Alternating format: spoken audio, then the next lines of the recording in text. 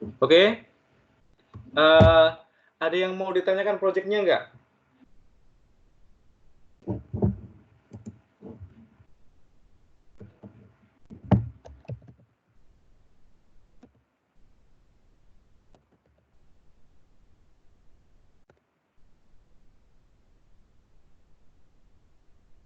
Oke, proyeknya ada yang mau ditanyakan? Patrick, ada yang mau tanyakan? Sampai Jimmy? saat ini masih belum, Pak. Hah? Untuk proyek data miningnya? Oke ya, gini, kita discuss dulu. Untuk proyek data mining, nanti kan proyeknya per kelompok ya. Jadi kan kemarin dari chapter pertama sampai terakhir, sampai sekarang, ini kan ada beberapa metode atau teknik. Jadi nanti buat laporan, terus kalian bagi yang kerja di perusahaan atau analisa lainnya, nanti pakai metode salah satu yang saya ajarkan itu kita untuk analisa data. Gitu aja ya, yang gampang aja. Silakan, ada yang bertanyakan? Halo. Maksudnya analisa data gimana, Pak? Analisa data kan ngambil data di kantor, Vin. Atau di mana terserah ya. Kan kemarin dari beberapa chapter yang lalu kan sudah saya ajarin beberapa metode. Bener nggak? Iya. Pakai salah satu metode kita untuk ngolah data. Paham?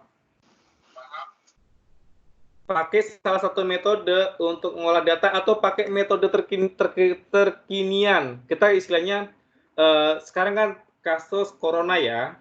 Di corona kan di Facebook, Twitter, Google kan ada IPA-nya ya. IPA-nya kan kita ambil, contohnya yang nyebut corona ada berapa ribu kata, berapa ribu yang diulang, atau yang nyebut COVID, itu nanti kita bisa analis. Bisa pakai text meaning. Atau kita pakai sentimen analisis. Minggu depan saya ajarin, ya. Sudah join semua? Belum sih, Oke, Pak. kita mulai aja ya. Tinggal 1 menit lagi ya, kita on time. Selamat malam. Untuk chapter 8, kita bahas tentang text meaning. Sebelum kita mulai text meaning, adakah yang tahu text meaning? Nggak tahu, Pak. Nggak tahu. Text meaning. Pengolahan teks, tahu? Untuk chapter sekarang, kita pakai software baru ya. Nanti kalian semua download itu namanya RStudio. Paham? Itu open source ya, jadi free. Itu yang kita pakai.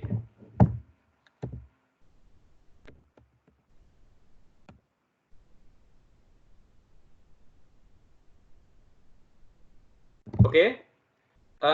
Teoritisnya saya jelasin dulu materi yang sekarang. Oke, nampak semua? Nampak, Pak. Oke, untuk chapter 8 Assalamualaikum. kita bahas tentang text meaning ya. Jadi, text meaning itu salah satu metode di data mining. Tapi text meaning itu lebih fokus, konsentrasi itu ke kata ya, atau teks. Jadi, di text meaning itu proses semi otomatis dalam kita mengekstrak berbagai pola data ya. Pola-pola ini nanti kita masuk atau kita olah jadi sumber informasi.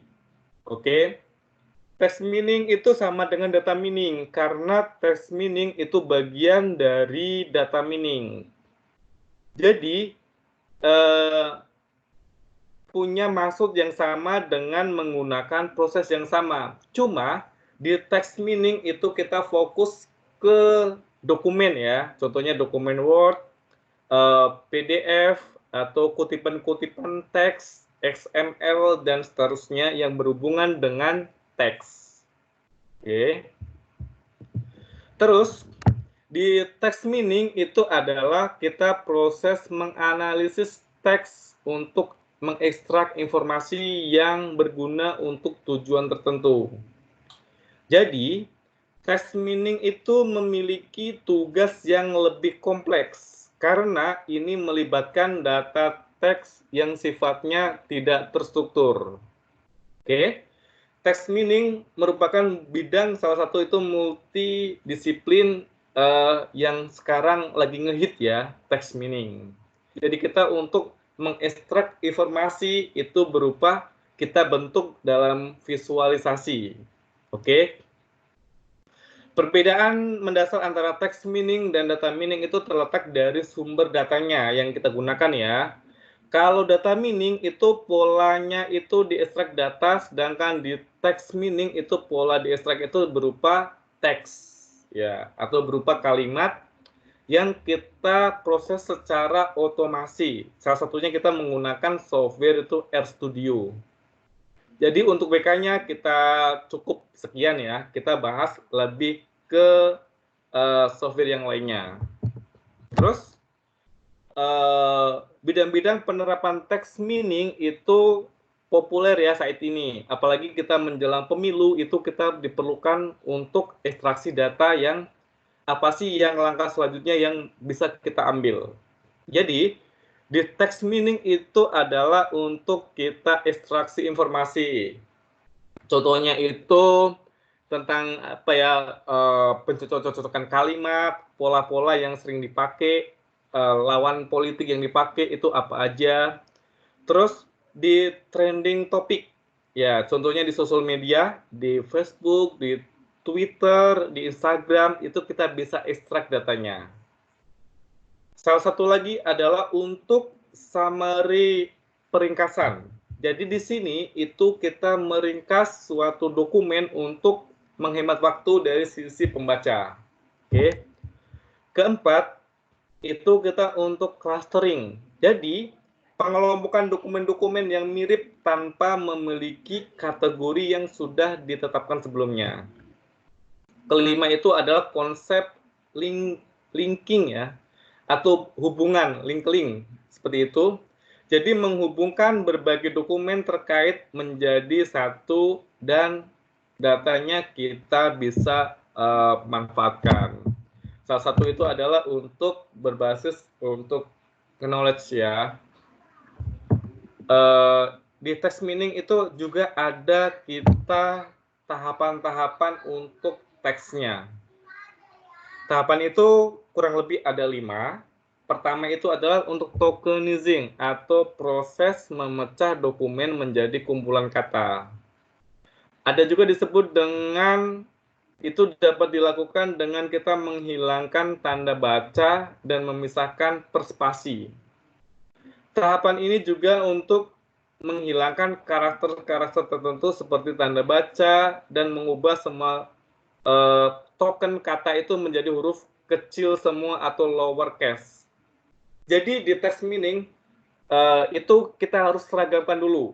Contohnya kalau kuliah K-nya itu harus kecil semua atau besar semua. Jadi itu seragam itu untuk bisa kita total hasilnya.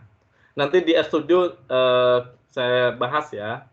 Terus ada juga untuk filtering. Filtering ini adalah kita tahap mengambil kata-kata penting dari token. Contohnya kata-kata yang mau kita pakai. Contohnya kalau sekarang kan lagi ngetren kan COVID, work from home, corona, Wuhan, ya, atau lain-lainnya yang kita ekstrak. Oke. Atau di rumah saja. Oke. Ini contoh kata-kata yang mau kita kumpulkan.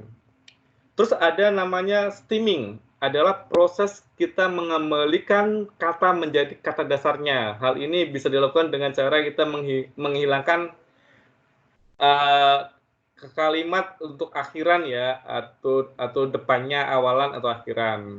Contohnya tambahan kalimat tambahan itu bisa kita hilangkan.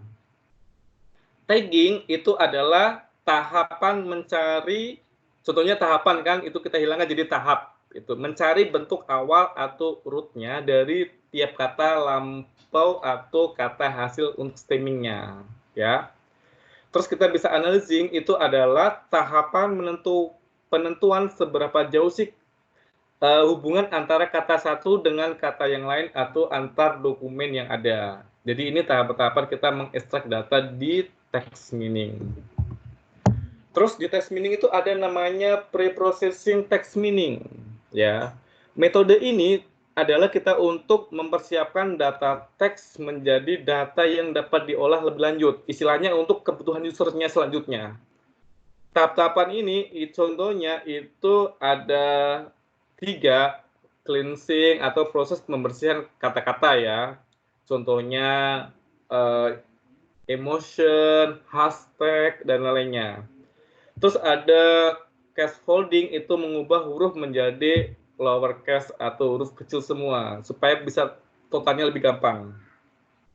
Ada lagi parsing, itu proses memecah kalimat itu menjadi kata. Contohnya katanya panjang ya, nanti kita bisa potong-potong. Itu pre-processing di text meaning.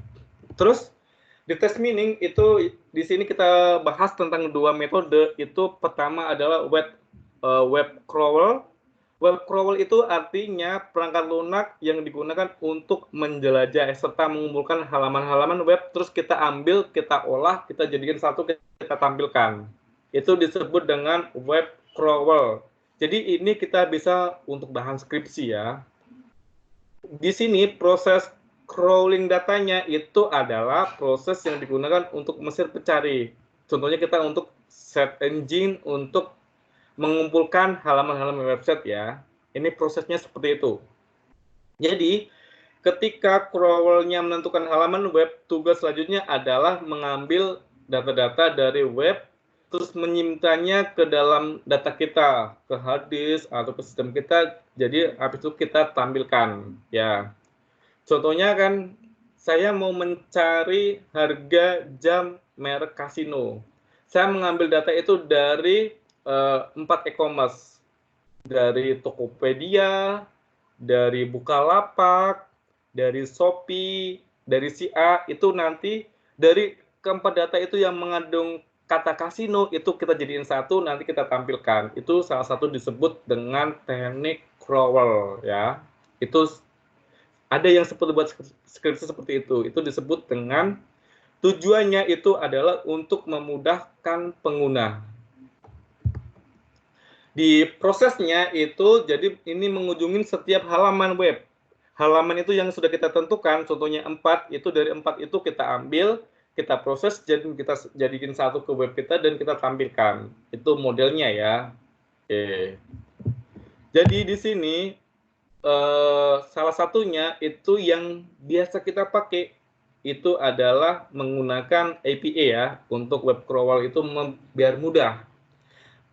Seperti sosial media udah banyak ya menyediakan API yang bisa kita ambil, itu Facebook, Twitter, dan lainnya itu bisa ambil.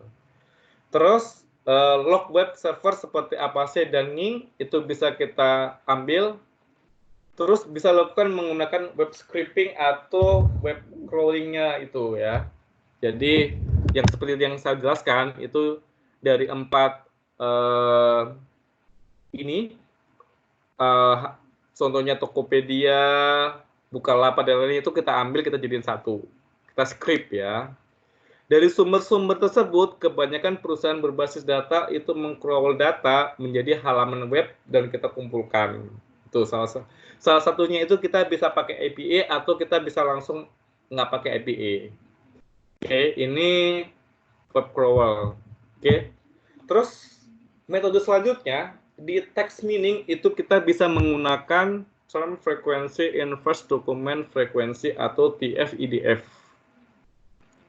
Tadi pakai crawl, sekarang pakai metode TF-IDF, dan nanti gimana sih kita mengimplementasikan mengambil datanya. Metode TF-IDF merupakan salah satu cara kita memberikan bobot hubungan suatu kata terhadap dokumen. Jadi dokumen satu dengan dokumen yang lain itu saling terhubung. Metode ini menggabungkan dua konsep untuk perhitungan bobot. Di sini, frekuensi kemunculan sebuah kata di dalam sebuah dokumen tertentu dan inverse frekuensi dokumen yang mengandung kata tersebut. Frekuensi kemunculan kata di dalam dokumen yang diberikan menunjukkan seberapa sih penting kata itu di dalam dokumen tersebut. Frekuensi dokumen yang mengandung kata tersebut menunjukkan seberapa umum kata tersebut dipakai. Waktu kemarin pemilihan presiden, pemilihan gubernur DKI itu banyak yang menggunakan TF-IDF, menggunakan RStudio untuk hasilnya. Seperti di pilkada. Terus ini rumusnya. Ini rumus kita untuk data ya. Rumusnya terlihat susah, tapi nanti untuk implementasinya sangat gampang ya di RStudio. Contohnya untuk TF itu banyaknya kata yang dicari pada sebuah dokumen. Max itu jumlah kemunculan banyaknya term pada dokumen yang sama. Untuk D itu total dokumen. Terus di FT itu jumlah dokumen yang mengandung termnya dan seterusnya. Oke, ini rumusnya. Ini rumus untuk relevansi, atau kita di sini menentukan penentuan relevansi dokumen dengan query dipandang sebagai pengukuran kesamaan. Jadi di sini antara vektor dokumen dengan vektor query itu semakin sama suatu vektor dokumen dengan vektor query, maka dokumen dapat dipandang semakin relevan. Ini rumusnya ya. Kita tadi kasus. Saya punya kalimat panjang ya. Kalimat panjangnya itu seperti ini. Oke. Contohnya ini ada kata-kata ya. Mahasiswa sedang kuliah online dengan term karena ada corona bla bla bla bla mahasiswa lainnya. Terus kita ada 5 dokumen. Oke. Dokumen ini masing-masing kata mahasiswa dokumen 1 itu katanya itu sekali keluar, cuma mahasiswa aja. Dokumen 2 itu disebutin sampai 2 kali, mahasiswa. Dokumen 3 itu ada mahasiswa sampai 4 kali kata mahasiswa keluar. Dokumen 4 itu katanya mahasiswa. Dokumen 5 itu mahasiswa cuma sekali dan seterusnya. Ini contoh kalimat yang dipakai. Oke, jadi ini kata-kata istilahnya kata yang sering diulang-ulang. Contohnya sedang itu cuma ada di dokumen 2, dokumen 3, dokumen 4, sama dokumen 5, dan seterusnya. Oke, dari kasus ini kita hitung berapa sih frekuensi kalimat itu keluar atau frekuensi dokumen frekuensi. Kata-kata mahasiswa itu 10 kali, sedang 3 kali, kuliah 5 kali, online 6 kali, dengan sekali untuk kata-kata tim 4, karena 1 ada 2, corona 4, dan seterusnya. Oke. Ini frekuensi total kemunculan kalimat. Ini didapat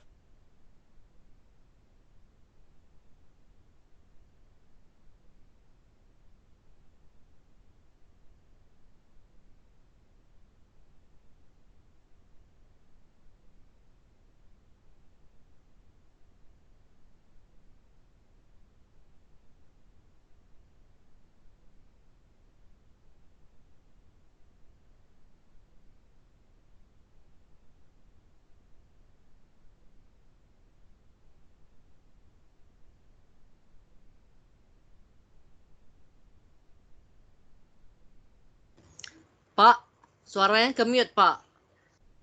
Pak, itu suara ke-mute ya, Bang? Oh, enggak, Ya, enggak Pak. ini. Suara Bapak tiba-tiba hilang, Pak.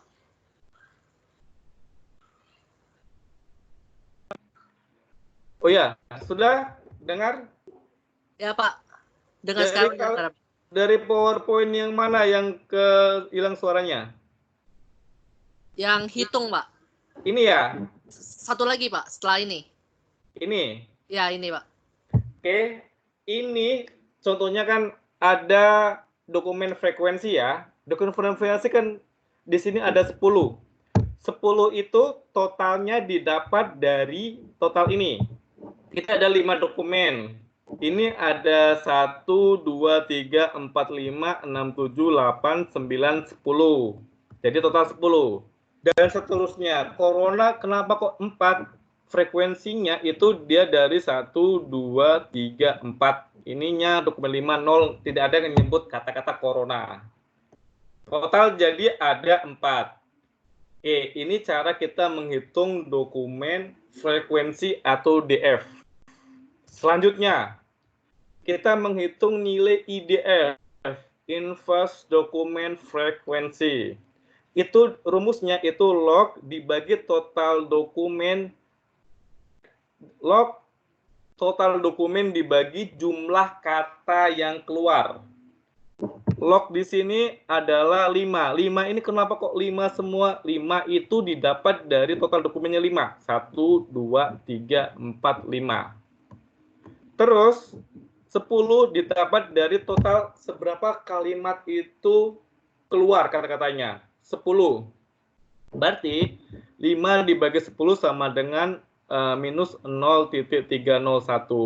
Berarti minus 0,30 itu nilai inverse dokumen frekuensi dia yang keluar. Oke. Terus nomor sedang 3, sedang itu 3 kali. Berarti 5 dibagi 3 sama dengan 0,22. Dan seterusnya sampai kata-kata corona itu jumlahnya 4. Log 5 dibagi 4 sama dengan 0,097. Oke. Terus bagaimana kita menghitung nilai TF IDF? TF itu kan dokumennya totalnya ada 5. Ada dokumen 1, dokumen 2, dokumen 3, dokumen 4, dokumen 5. IDF itu didapat dari sini. Ya, nilai ini kita masukkan di sini ke IDF-nya. Oke. Terus ada disebut dengan turn IDF. Turn IDF itu berapa kali sih frekuensi dokumen itu keluar? Ya. Contohnya di mahasiswa di D1 turn TF IDF itu yang di 1 itu minus 0,301. Itu didapat dari dia frekuensinya cuma sekali keluar.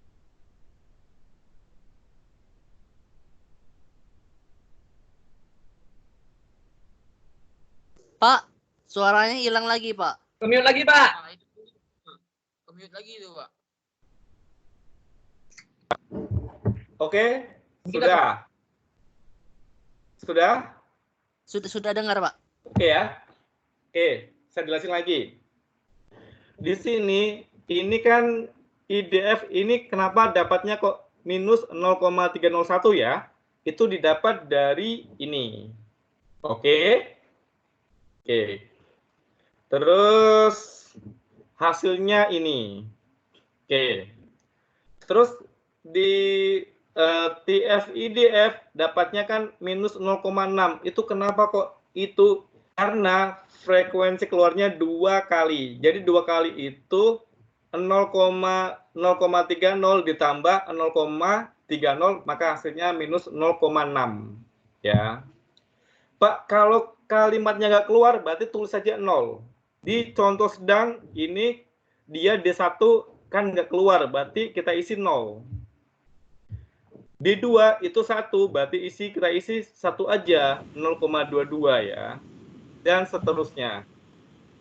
Jadi ini kita teknik menghitung nilai TF IDF.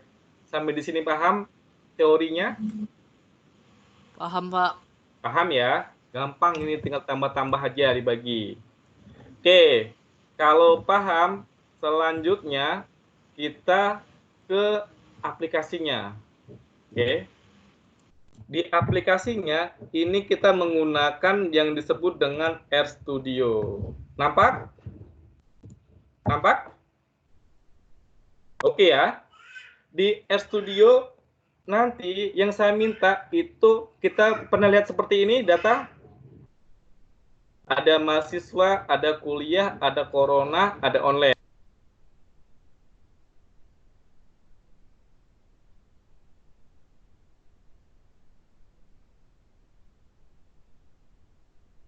Pak, suaranya hilang lagi, Pak.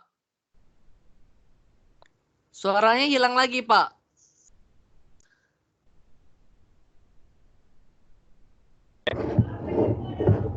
Oke. Nampak seperti ini? Nampak, Pak. Oke. Di ini kita menggunakan namanya RStudio yang paling gampang ya. RStudio ini istilahnya kita gimana sih text meaning, kita menvisualisasi teks. Oke. Data tadi kita olah, kita masukkan ke RStudio. Ini kita menggunakan word ya, word cloud ya. Word cloud itu artinya kita menampilkan yang data yang teks tadi, IDF itu kita tampilkan dalam bentuk visualisasi seperti ini. Jadi semakin nilainya besar, itu kata mahasiswanya nanti akan semakin besar. Itu untuk visualisasi kita menggunakan word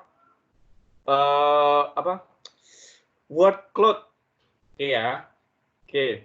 Terus ini didapat dari mana? Itu didapat dari kalimat ini. Yang tadi kan ada corona 4, mahasiswa 10 ya, online 6. Contohnya ada term 4, kayak webcam 1, apa itu kan kita nggak mau pakai. Jadi kita nggak usah tampilkan, kita hapus. Istilahnya kalimat yang pokoknya ada yang kita tampilkan. Contohnya kan ada online, ada mahasiswa, ada kuliah, ada corona, ada term. Itu kan yang di teks tadi ya. Ini bisa tampil ini kita menggunakan ini RStudio. Terus tutorialnya gimana Pak supaya tampil di sini? Itu sudah saya upload di materi di e-learning ya, step by step-nya. Oke.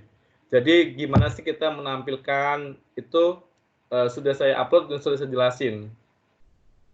Sampai di sini ada yang mau ditanyakan? Silakan. Ada yang mau ditanyakan? Sudah bisa buat seperti ini? Sudah bisakah? Sorry, buat seperti ini gampang ya. Itu nanti kalian neck finish aja ketik-ketik itu 10 nggak sampai 10 menit bisa ya. Jadi gampang. Oke, ada yang mau ditanyakan? Ada yang mau ditanyakan? Silakan. Kayak WK sama ya, Pak? Kenapa? Itu pakai WK sama nggak ya, Pak, kira-kira? Kalau Tidak. Kalau WK itu kita tidak bisa untuk visualisasi teks. Ya. WK itu kan lebih banyak ke grafik ya. Di sini kita kan pakai visualisasi. Silakan.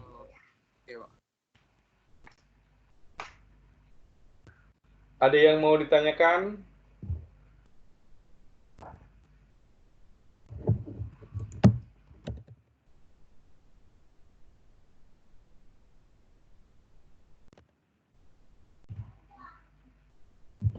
Silakan.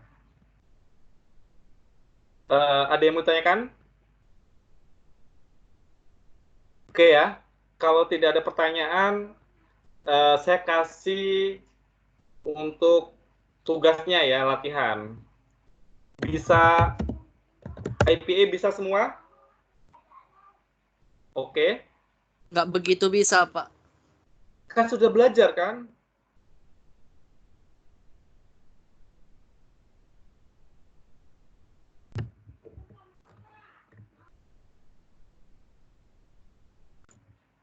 Oke.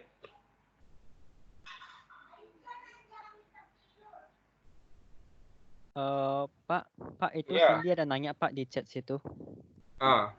Kalau gini ya, yang untuk kan saya gantiin Pak Agung kan selama 2 ini ya, 2 bulan. Untuk proyeknya yang ngerjain saya kurang tahu. Nanti saya diskus sama Pak Agung ya. Nanti siapa sih yang untuk nilainya atau kelasnya ini? Oke. Tapi kalau seandainya nanti saya yang handle itu nanti per proyeknya itu kan kita by materi. Materi kita kan belum selesai. Nanti dari per materi itu ngambil salah satu metode itu analisa data. Ya. Contohnya data di kantor. Itu kita gimana sih kita memanipulasi data menggunakan metode itu untuk mengolah data itu menghasilkan untuk bisnis intelijennya. Ya. Itu. Terus nanti saya discuss itu selanjutnya gimana ya yang untuk kelas ini gitu. Sama saya mau discuss sama Prodi juga. Kan kemarin kan saya gantiin Pak Agung kan karena sampai 2 bulan. Oke. Yang kita itu kan proyeknya gampang nanti. Yang sekarang itu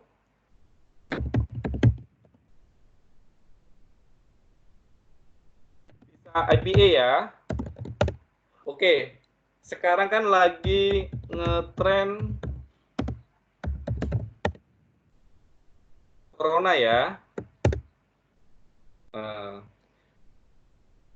Jadi karena sekarang ngetren untuk tugas 1 minggu ini saya pengen per kelompok itu boleh ngambil data per contohnya Pak saya mau ngambil kata-kata tweet itu kayak per seluruh dunia atau per Indonesia atau per provinsi ya atau nanti ekstra terserah itu ngandung yang lagi hit tentang corona ya, istilahnya tweet orang corona, nanti dihimpun, dijadiin satu pakai studio, nanti dibuat ini ya, visual text pakai text meaning.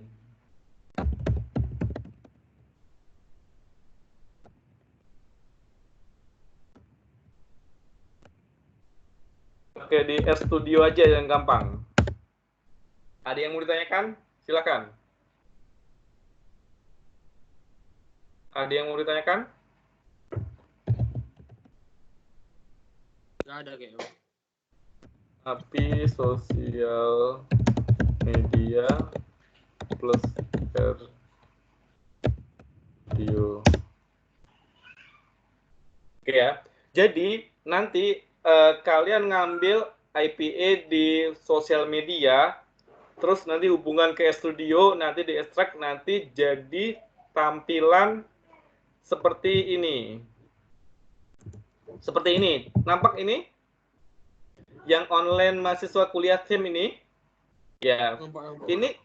Ini contohnya datanya ini dari IPA-nya ya. Contohnya corona itu kalau semakin banyak kata-katanya otomatis nanti semakin tulisannya itu semakin banyak.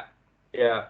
Contohnya kan ada corona, work from home, terus di rumah aja dan lainnya nanti di sini itu akan semakin banyak kalimat yang akan dibuat atau divisualisasikan.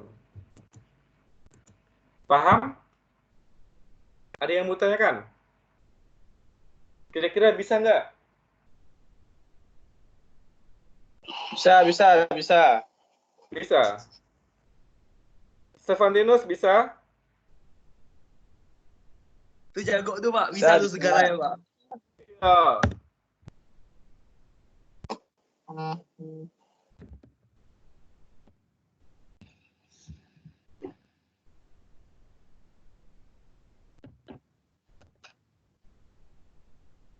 Oke. Paham ya? Paham tugasnya?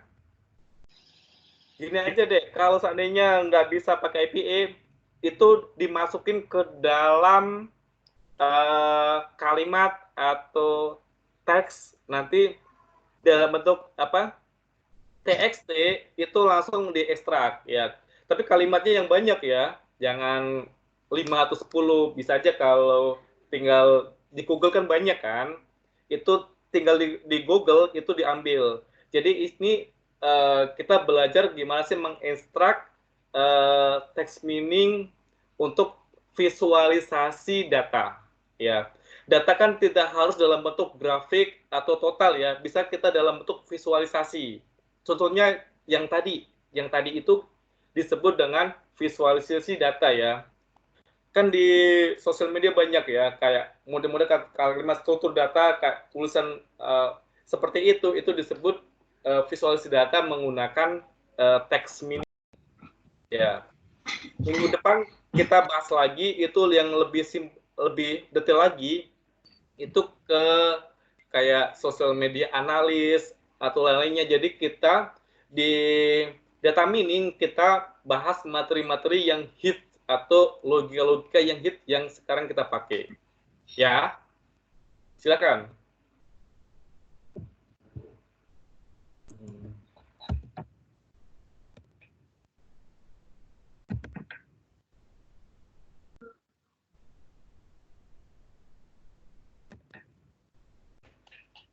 Oke ya, paham? Ya, Spontinus itu jago ya untuk crawl datanya, kan gampang ya, tinggal ngambil data aja kan, pakai APA atau Pak, waduh saya nggak bisa APA, Pak, saya dari data saya ambil terus saya jadiin teks, terus saya input ke RStudio supaya hasilnya tampil juga nggak masalah buat saya. Kan kita belajar ya, oke? Silakan, ada lagi yang mau ditanyakan? Pak, kalau saya datanya itu saya ambil dari website. Contohnya kayak Kompas boleh, Pak? Boleh, nggak masalah. Oh, makasih, Pak. Iya. Tapi kalau bisa kalimatnya yang banyak ya.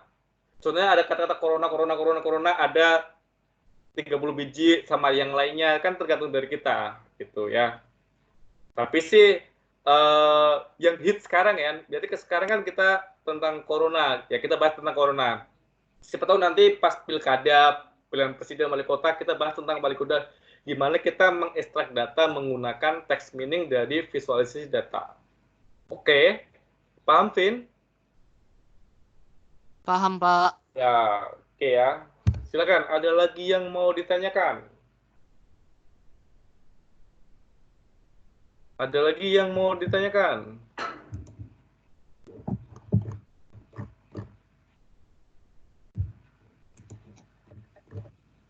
Ada lagi? Yola, ada yang mau tanyakan Yola? Enggak, Silakan. Pak. Ya, Yola. Tidak ada. Bohong tuh Pak, dia pura-pura malu tuh. Sudah paham kan? Kelvin, ada yang mau tanyakan? Atau yang lainnya? Sudah paham semua? Paham ya? Ini gampang ya.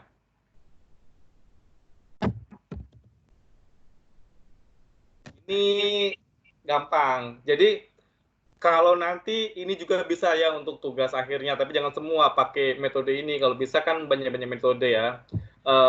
Minggu depan kita bahas yang istilahnya yang materi-materi yang tidak ada diajarkan di kampus lain, kita bahas saja ya yang lagi ngehit gitu. Oke? Oke. Kalau tidak ada pertanyaan sampai di sini, saya tunggu tugasnya 1 minggu dari sekarang. Kalau bingung, silahkan tanya. Terus, Pak, gimana cara menggunakan RStudio? Caranya gampang sekali ya, 10 menit kalian bisa. Itu materinya sudah saya upload di e-learning. Oke, kalau tidak ada pertanyaan, sampai ketemu minggu depan dan selamat malam. Malam, Pak. Malam, Pak. Ya.